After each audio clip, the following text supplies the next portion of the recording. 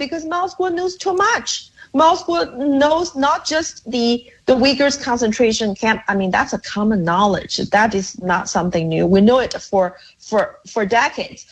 What Mao knows is the America's collusion, who has been in bed with the CCP, who has been selling out this country to the CCP.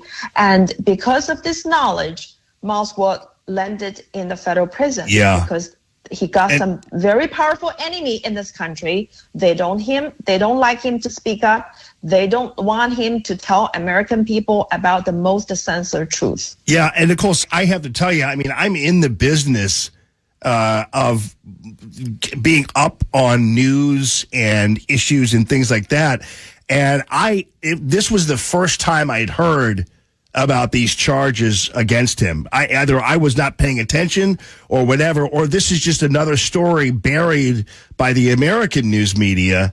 Well, you haven't heard much about this news, and probably so do most of your listeners. It's because, this story has been buried or censored or twisted by the mainstream media.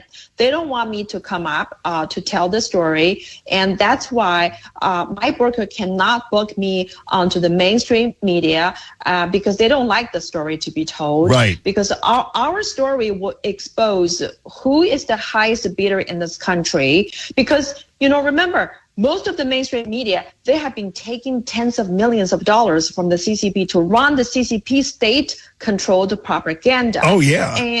And then, you know what? In Moscow's case, a DOJ full-time employee, George Higginbotham, took $41 million from the CCP and agreed to help the CCP influence the White House and the DOJ for CCP's purpose to remove Moscow from the United States of America. This person, he never spent a single day in federal prison. He walked free. He's living a good life.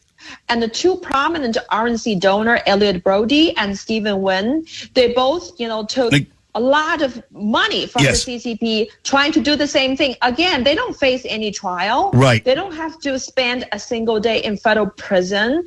And the mainstream media will never tell you the story.